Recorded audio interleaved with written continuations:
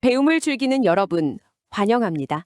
넘쳐나는 정보들 속에서 가장 핵심적이고 놀라운 지식만 쏙쏙 뽑아 분석해드리는 이번 심층 탐구 시간에 오신 것을 환영합니다. 네, 반갑습니다. 오늘 저희가 파헤쳐볼 주제는 요즘 경제나 기술 그리고 국제 뉴스에서 정말 자주 접하셨을 내용입니다. 맞아요. 거의 연일 화제가 되고 있죠. 네, 바로 요격률 96%를 기록하면서 전 세계 방산 시장의 판도를 완전히 흔들고 있는 대한민국의 방공 미사일 천공2에 대한 이야기입니다. 천공2. 정말 대단한 무기체계죠. 네, 오늘 다룰 핵심 자료는 유튜브 채널 행복이 TV 나도 한다 AI 교실에서 추출한 분석 내용인데요. 오늘 우리가 짚어볼 미션이 그게 명확하면서도 입체적입니다. 흔히 방산 뉴스라고 하면 수출액이 얼마다, 아니면 그냥 애국심에 호소하는 이야기로 빠지기가 쉽거든요. 그렇죠. 국보홍이라고 하잖아요, 보통. 네, 그런데 오늘은 철저히 기술과 경제의 관점에서 접근해 보려고 합니다.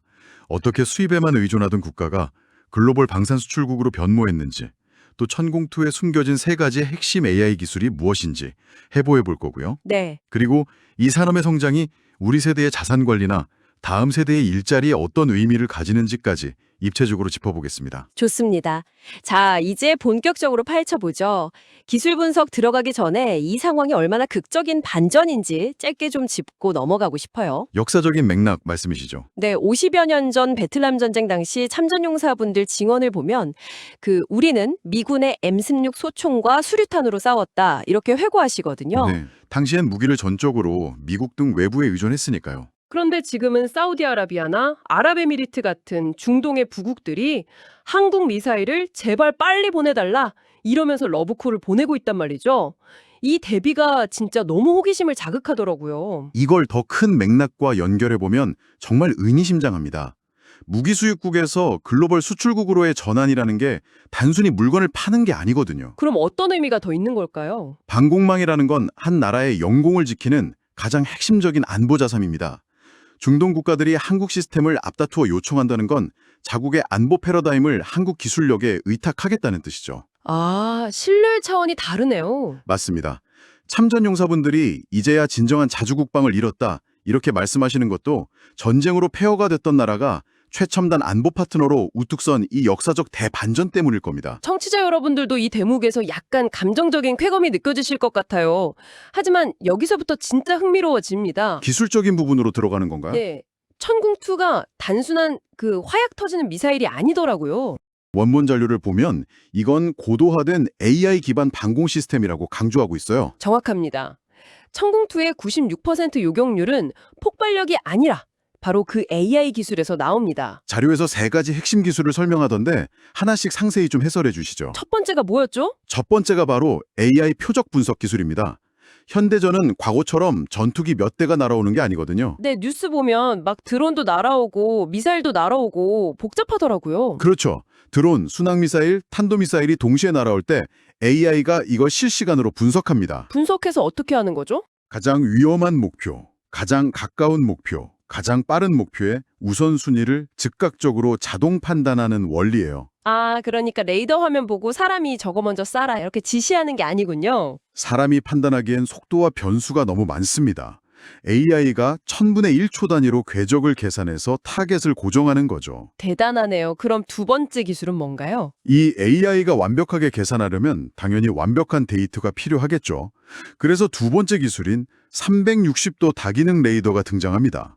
보통 영화에서 보면 안테나가 빙글빙글 돌아가는 그런 레이더잖아요. 과거엔 그랬죠. 하지만 수백 개의 물체가 동시에 접근하는 상황에서는 안테나가 돌아가는 그 몇 초의 맹점, 블라인드 스팟이 치명적일 수 있습니다. 마하의 속도면 몇 초 만에 수십 킬로미터를 날아올 때니까요. 맞습니다.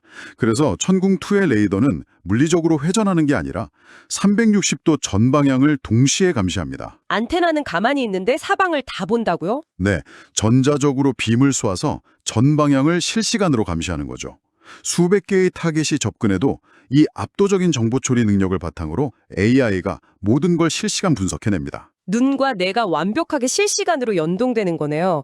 자, 그럼 세 번째 기술은 어떻게 맞추느냐에 대한 건데 저는 이게 제일 놀라웠어요. 히트 투킬 기술 말씀이시군요. 네, 날아오는 미사일을 직접 충돌시켜서 파괴하는 기술이잖아요. 원본 자료에 등장하는 전문가 비유가 정말 기가 막히더라고요. 야구공 비유였죠. 네, 충청남도 천안에서 서울에 있는 야구공을 맞히는 수준이라고요? 이게 마하5 이상으로 날아오는 두 미사일이 정면 충돌해야 하는 건데 비현실적으로 정밀한 거 아닌가요? 그만큼 극강의 난이도를 가진 기술입니다. 파편으로 피해를 주는 게 아니라 직격으로 박살내는 거라 미사일 자체에도 초정밀 제어 기술이 들어가 있죠. 이 엄청난 AI 기술들이 모여서 요격률 96%를 만들었다는 건데 여기서 정말 흥미로운 부분은 이게 그냥 실험실 수치가 아니라는 점이에요. 군사기술 시장에서 실전 기록은 최고의 광고 그 자체입니다. 아, 실전이 증명했다는 뜻이죠. 네, 현재 중동은 방공망이 실제로 작동해야 하는 실전 상황이 빈번하잖아요. 거기서 천궁2가 96%의 요격률을 실전 데이터로 증명해낸 겁니다. 이게 방산업계에 미친 파급력은 어마어마하죠. 진짜 해보니까 되더라. 이거만큼 확실한 게 없으니까요. 그래서 중동 방공망 시장이 크게 확대되면서 약 50조 원 규모의 추가 수출 계약 시장이 열린 것으로 전망하고 있습니다. 50조 원이요? 진짜 헉소리 나는 규모네요. 그런데 청취자 여러분, 여기서 결정적인 수요 폭발의 이유가 하나 더 있습니다. 이게 미국의 패트리엇 미사일이랑 비교되는 포인트잖아요. 가격 경쟁력 말씀이시죠? 네, 패트리엇 대비 가격은 무려 4분의 1 수준에 불과한데 성능은 동등하거나 오히려 더 높다는 평가를 받고 있다는 게 놀라워요. 압도적 가성비죠. 가격이 저렴하다고 성능이 떨어지는 게 결코 아닙니다. 고도화된 한국의 제조업 역량과 효율적인 공급망 덕분에 가능한 일입니다. 납기도 엄청 빠르다고 하더라고요. 맞습니다. 싸고 성능 좋고 빨리 가져다 주니 수요가 몰릴 수밖에 없는 구조죠. 자, 그럼 화제를 좀 전환해 보겠습니다. 그래서 이 모든 게 우리에게 어떤 의미가 있을까요? 이 거대한 산업의 흐름이 실생활과 어떻게 연결되느냐가 중요하죠. 네, 행복TV 자료를 보면 이걸 청취자들의 자산 관리랑 직접 연결해서 설명해 주더라고요. 아주 냉철하고 현실적인 투자 가이드를 제시하고 있습니다. 보통 방산주 하면 한화에어로스페이스, LIG 넥스원, 한국항공우주 이런 기업들 떠올리시잖아요. 네, 대표적인 기업들이죠. 그런데 자료에서는 이런 개별 종목 투자보다 방산 ETF 투자가 상대적으로 안전하다고 조언하고 있어요. 방산산업의 특성 때문입니다. 무기계약은 규모가 워낙 크고 각국의 정치, 외교적 변수가 얽혀 있어서 변동성이 매우 큽니다. 계약 하나 미뤄지면 주가가 훅 빠지고 그럴 수 있다는 거죠. 그렇죠. 그래서 노후 자금처럼 중요한 자산은 변동성이 큰 개별 종목보다는 방산산업 대표 기업들을 모두 포함하는 ETF로 분산 투자하는 것이 훨씬 안정적이라는 설명입니다. 또 하나 인상 깊었던 경고가 레버리지 투자에 대한 거였어요. 레버리지 ETF는 정말 주의해야 합니다. 오를 때는 수익이 2배지만 떨어질 때도 2배로 떨어지니까요. 변동성이 큰 방산 섹터에서 레버리지는 원금 손실 위험이 너무 크다는 거죠.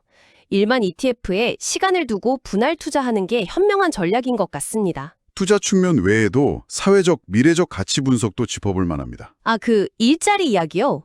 저는 그 부분이 참 좋았어요. K방산의 성장이 단순히 주식 수익률을 넘어 손주 세대의 일자리 창출로 이어진다는 통찰이요. 방산산업은 엄청난 첨단 기술의 집약체입니다. 오늘 다룬 AI 알고리즘, 초정밀 레이더, 로켓공합 이런 것들이 전부 최고급 기술 인력을 필요로 하거든요. 자동차나 조선업 같은 기존 주력 산업보다 고용 효과가 더 큰가요? 특히 고급 기술 인력, 연구 개발 인력의 고용 창출 효과가 훨씬 큽니다. 방위산업이 성장하면 양질의 일자리가 늘어나고 여기서 개발된 기술이 나중에 민간으로 스핀오프 되면서 미래산업 성장으로 이어지는 선순환 구조가 만들어지는 거죠.